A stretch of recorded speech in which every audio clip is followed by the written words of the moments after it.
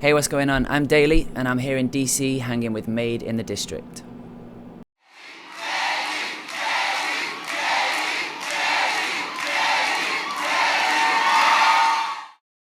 Hey everybody, it's Jordan Carlisle from Made in the District, and I'm here with Daley. How are you? I'm good, how are you? I'm doing great. I love your glasses. That's your signature look, your mohawk and your black shades. Kind of, yeah. And those are Louis? What? No, they're not. They're not? No, they're kind of deceptively, these were $7. Really? Yeah. I love it. Where did you get it? It's like a flea market in LA. Nice. See, that's my kind of shopping. Yeah. So, your music, I've been listening to you for the past couple of days, and it's so soulful. And when you listen to you, it's almost like you don't match, your appearance doesn't match. I feel like you would be like some rocker, but when you listen to you, it's like, oh, what is this? Who is this? I want to know him. So where did you acquire that taste, that soulful taste? Yeah, some feelings they never go. I think it just comes down to what I've been exposed to, and the way that I express myself musically. I grew up listening to a whole mix of stuff, UK artists, American artists, and a mix of, R&B, soul, alternative, down to like indie, acoustic, singer-songwriter stuff. So, my influences are people like Sade, or my early influences, people like Sade, George Michael, Jill Scott, Maxwell, D'Angelo, and then even things like Radiohead and Oasis and Imogen Heap. Just kind of like all those things. But I'm definitely drawn to voices, and I was drawn to voices when I was younger. So I think that's where I started out, and then I kind of gradually got into songwriting and everything.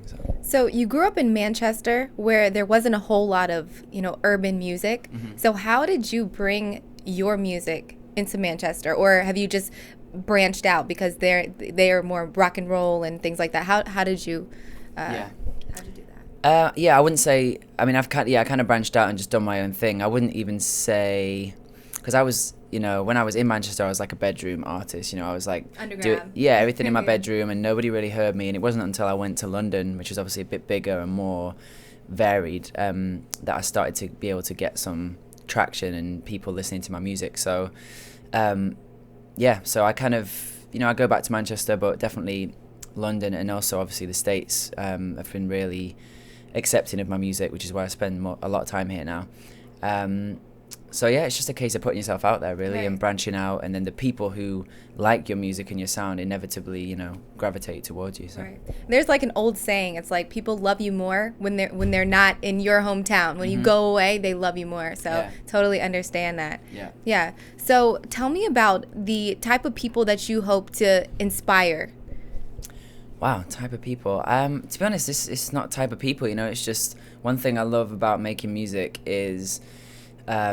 In a world where like things are increasingly, anonymous and sort of distant and digital and whatever, I just like the fact that my music connects people, like different races, different countries, different ages, because I'm terrible. Like I think they call it what's the word, a misanthrope, like somebody who just feels disconnected from humanity sometimes, and I feel like that, not in a very dramatic way, but it's just easy in this day and age to kind of feel like it's just a constant stream of social media and hashtags and so my music for me is what reconnects me to the human race, and people, and hopefully that's how they feel, as well when they listen to it. And I think that is going to be like your main key, because when people listen to you, all they hear is soul. They don't see, like, I didn't see a color. I didn't see, like, I just saw,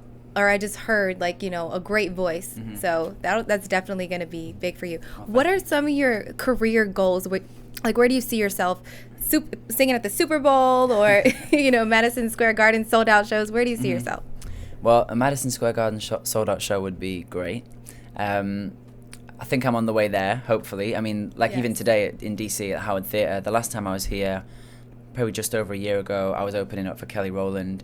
Wow. And, so it's really amazing to come back and have a sold out headline show. Right. So, I feel like I'm going in the right direction. I mean, obviously I have big aspirations. You know, I want to go as far as I can possibly go, and but you know, I just want to make music. You know, I just want to make make a living. Do you know what I mean? I want to be able to provide for myself and family and everything, and I want to make music that I like and that my fans like. And I'm definitely over. I'm on my second album now, so I'm kind of over that point of like catering to people. You want to do what you want to do. Yeah. So I mean, we'll see what happens, but you know, I'm feeling really good with where I'm at, and I feel like people are supporting me, and you know, yeah. That's great. So you have blonde hair, blue eyes, you can sing, you have a British accent. How do you control these girls in the States? Because, you know, we go crazy over that. Yeah, I mean, usually people, I get people asking me to repeat things, you know, if I say like certain things, which I find really weird. Right. But I don't really acknowledge it too much. I'm just like, you know, I'm quite shy sometimes, so I'm just like, you know. Really? Can you say that one more time, please? Quite yeah, you see, you're saying it in a London accent. That's what everyone says. You're saying it in a London accent like that. But I'm from Manchester, so it's a little different. It's a little bit. It's not quite what people right. think an English accent is, but yeah. So, what do your parents think about you doing this soul music and like following your dreams? You know, you're still young, so you know, growing up and making music in your bedroom, was that an issue? You know.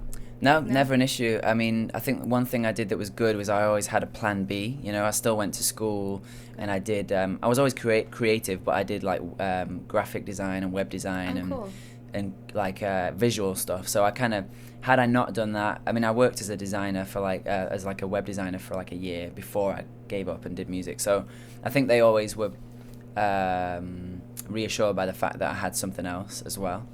So they were always fine and supportive.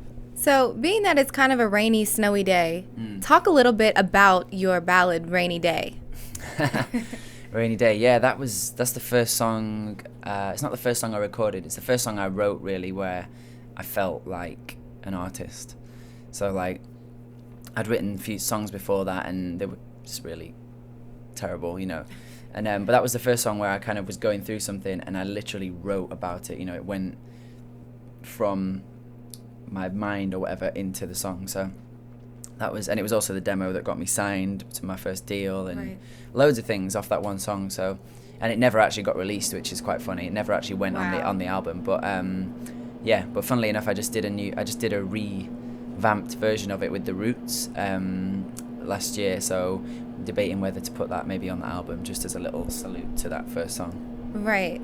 Well, okay, so you sing a lot about love and being lost and finding yourself and things like that. Have you been or do you have any females in your life that you would have to thank for your success? Yeah, I mean, obviously, yeah, there are a couple of key exes who are did they know the songs are about them? I feel like some of them, definitely one of them does, I would think. And I think the funny thing is sometimes I've got this one ex who actually assumed that my album was about them, and it wasn't. It was like the person after them. So they were like, so they like listened to the album, like, I don't even know what to say. Like, you know, I didn't know you felt, and I was like, I didn't actually break it to them. Poor thing. I hope you didn't tell her the truth. No, I didn't. I was just like,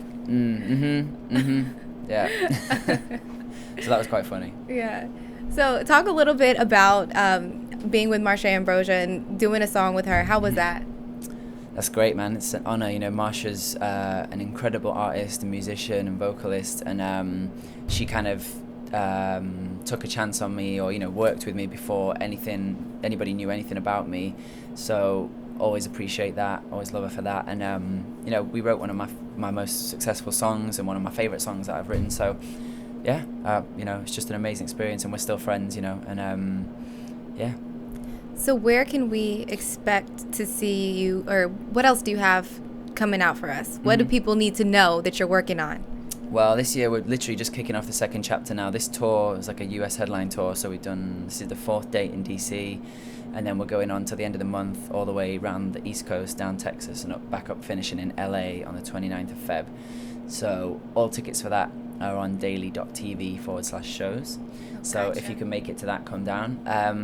And then after that, we're kicking off the album. I'm dropping a new song hopefully this week, if we can get everything lined up.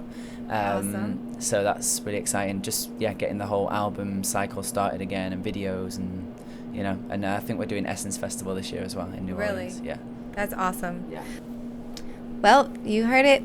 This is Daley, and I'm Jordan with Made in the District. My soul, my soul.